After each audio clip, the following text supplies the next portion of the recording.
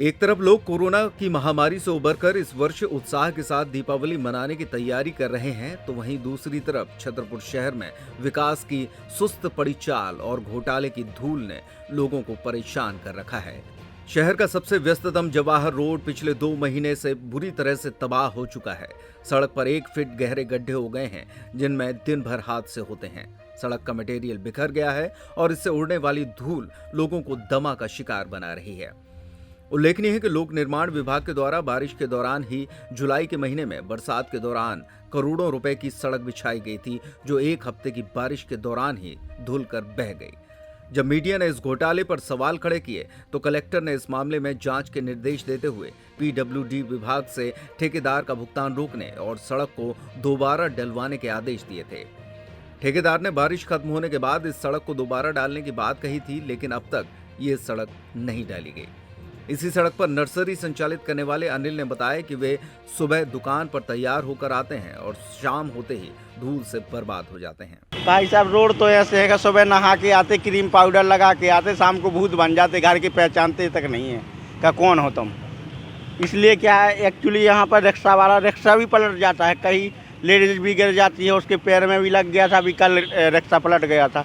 यहाँ काफ़ी परेशानी है, यहाँ रोड नहीं बन रहा है, इतने दिनों से डला हुआ है, रोड नहीं बन रहा। आप बताइए। धूल तो भाई साहब भूत बन जाता हम तो। इस मामले में अब युवा कांग्रेस नेता लोकेंद्र वर्मा ने पीडब्ल्यूडी विभाग को चेतावनी दी है। लोकेंद्र का कहना है कि जब कांग्रेस कार्यकाल के दौरान कुछ दिनों के लिए सड़क खराब हुई थी, तब भाजपा के कई स्टंटबाज नेता विरोध में उतर आए थे, लेकिन अब सभी नेता खामोश हैं। लोकेंद्र वर्मा ने कहा कि अगर जल्द ही सड़क का निर्माण शुरू नहीं हुआ तो वे पीडब्ल्यूडी विभाग के अधिकारियों को बेशरम के फूल भेंट करेंगे। देखिए, पिछली बार समाचार पत्रों के माध्यम से ये ज्ञात हुआ था कि ये जो नई सड़क बनाई गई है किसी ठेकेदार के द्वारा, तो वो पहले ही पानी में बारिश में ख़राब हो गई थी।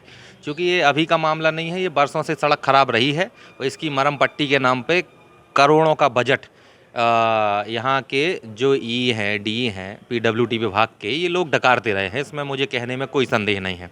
लेकिन आखिरी जो खबर समाचार पत्र में छपी थी, उसके अनुसार मैं आपको बता रहा हूँ, उसमें उन्होंने ये कहा था कि अब दोनों तरफ नालियाँ बनेंगी, नाली के बाद जो सड़क बनेगी वो मजबूती से चलेगी और टिकेगी।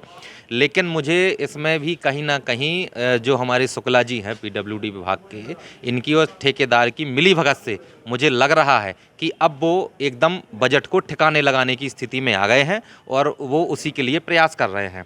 मेरा एकदम साफ कहना है कि आदरणीय, चाहे ठेकेदार कराएं, चाहे आप विभाग से कराओ, आने वाले समय में आप जल्द से जल्द उसकी मरम्मत करा लो, वरना युवा कांग्रेस के द्वारा आपको बेशरम की माला पहनाई जाएगी और आपके पीडब्ल्यूडी ऑफिस कार्यालय में आकर।